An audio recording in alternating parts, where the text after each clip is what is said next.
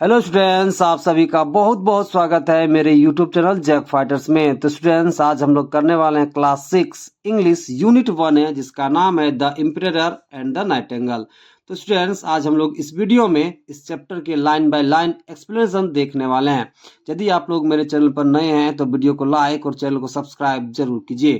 तो देखिए, कहानी को शुरू करने से पहले हमें ब्रीफ इंट्रोडक्शन दे रखा है, तो कहानी को पढ़ने से पहले हम ब्रीफ इंट्रोडक्शन को पढ़ लेते हैं, फिर कहानी में आते हैं। तो देखिए क्या लिखा हुआ है, बिफोर यू रीड, यानी कि आपको पढ़ने से पहले ये पढ़ लेना है। तो चलिए शुरू करते हैं।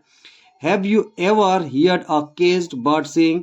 क्या आपने कभी पिंजरे में बंद पक्षी को गाते हुए सुना है? Do you find it different than a bird singing in the garden? क्या कह रहा है कि क्या आप बगीचे में गाते हुए पक्षी से कुछ अंतर पाते हो? Well, this is a fairy tale about a nightingale, a singing bird who sings as sweetly as a cuckoo. क्या कह रहा है कि खैर यह एक काल्पनिक कथन है गाती हुई पक्षी बुलबुल के बारे में, जो कोयल की तरह मधुर स्वर में गाती है। The nightingale is put in a cage by a Chinese emperor because of his melodious voice. एक चीनी सम्राट के द्वारा बुलबुल की मधुर आवाज के कारण उसको पिंजरे में रखा जाता है। What happens next? आगे क्या होता है? Read on to find out, पता लगाने के लिए पढ़े। तो चलिए अब कहानी को शुरू करते हैं। देखिए क्या कहता है कि long ago in the land of China there lived an emperor. क्या कह रहा है कि बहुत समय पहले चीन देश या चाइना की भूमि पर एक सम्राट रहता था। He had a majestic place, ठीक है, उसका एक भव्य राजमहल था। आगे देखिए आगे क्या कह रहा है। कह रहा है behind the palace there was a huge forest and a nightingale lived in it. क्या कह रहा है कि राजमहल के पीछे वहां एक बहुत बड़ा जंगल था और बुलबुल उसमें रहता था। देखिए आगे क्या कह रहा है। The Nightingale sang so melodiously that it was known far and wide। क्या कह रहा है कि वह बुलबुल इतना मधुर गाता था कि दूर दूर तक लोग उसे जानते थे। People even wrote books about it, यहाँ तक कि लोगों ने उस पर पुस्तक भी लिखी। अब देखिए सम्राट क्या कह रहा है कि What is this nightingale? यह बुलबुल कौन है? Why I know nothing about it, मैं इसके बारे में कुछ क्यों नहीं जानता हूं। आगे देखिए।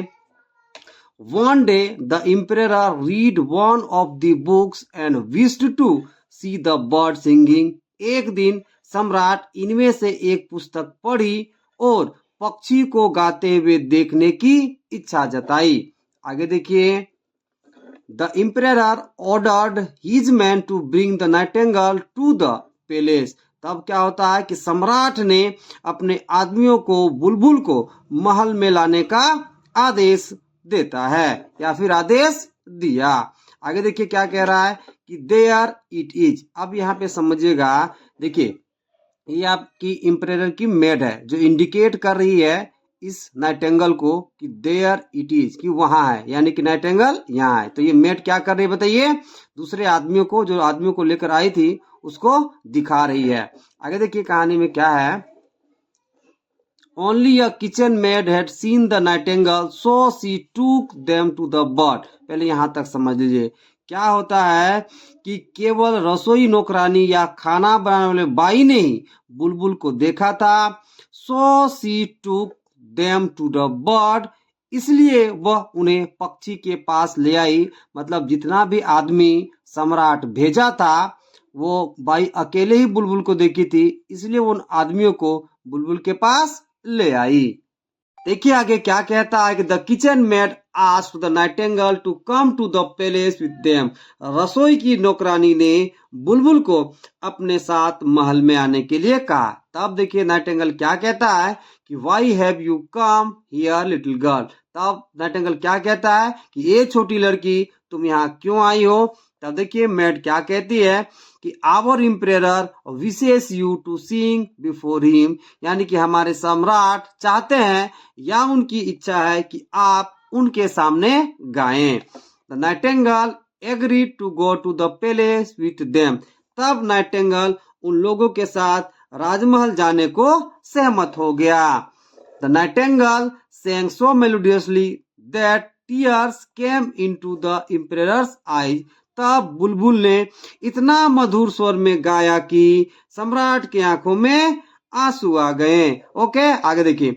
No I can hear you sing every day. अब क्या कहता है कि अब मैं तुम्हें प्रतिदिन सुन सकूंगा। देखिए आगे। He ordered his men to put the nightingale in a fancy cage। तब क्या होता है कि उसने अपने आदमियों को बुलबुल को एक फैंसी पिंजरे में रखने का आदेश दिया। यानी कि सम्राट ने अपने आदमियों को बुलबुल को एक फैंसी पिंजरे में रखने का आदेश दिया।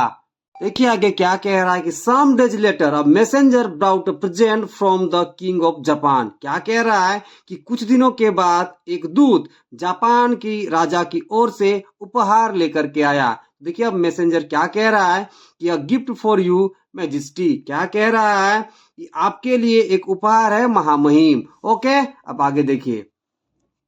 It was a beautiful toy nightingale made of gold and covered with jewels।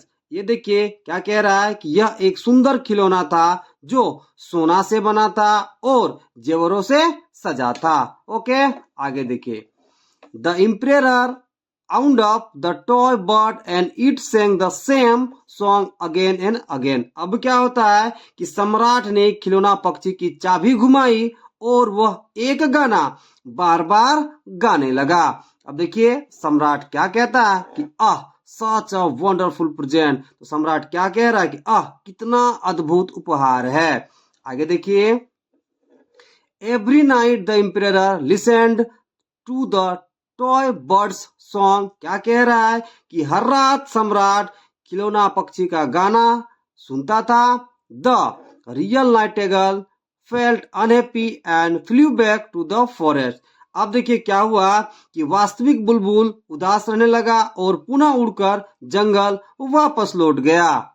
देखिए आगे क्या कह रहा है कि one day the toy bird broke. एक दिन क्या होता है कि खिलौना पक्षी टूट गया। And no one in the kingdom could repair it.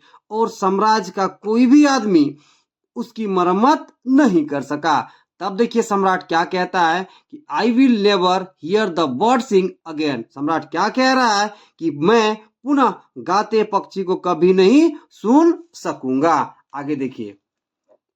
The emperor became sad. तब क्या होता है कि सम्राट उदास हो गया। His only wish was to hear the melodious music of the nightingale again. और उसकी एकमात्र इच्छा फिर से बुलबुल का मधुर संगीत सुनने की थी।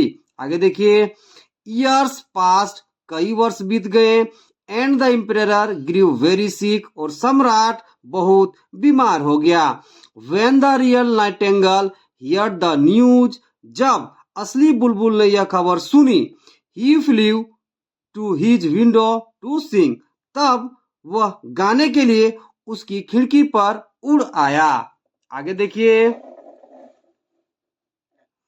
Every day the bird set on the window and sang sweet song for the इम्परर।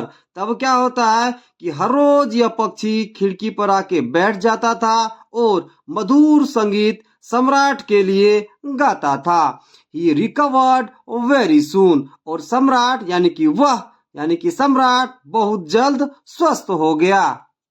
देखिए आगे क्या कह रहा है। The emperor pleaded the nightingale to come back to the palace and stay in the cage. क्या कह रहा है कि सम्राट ने बुलबुल से पुनः राजमहल में लौट आने और पिंजरे में रहने का आग्रह किया। और सम्राट क्या कह रहा है देखिए। Thank you dear nightingale. प्यारे बुलबुल तुमको धन्यवाद। तब देखिए नाइटिंगेल क्या कहता है कि I like my freedom but I will come. क्या कह रहा है नाइटिंगेल कि मुझे मेरी आजादी पसंद है लेकिन मैं आऊंगा। आगे देखिए। The nightingale refuse to stay in the palace but promised to come to the window every night to sing। क्या कह रहा है कि बुलबुल ने राजमहल में रहने से इनकार कर दिया लेकिन प्रत्येक रात खिड़की पर आकर गाने का वादा किया।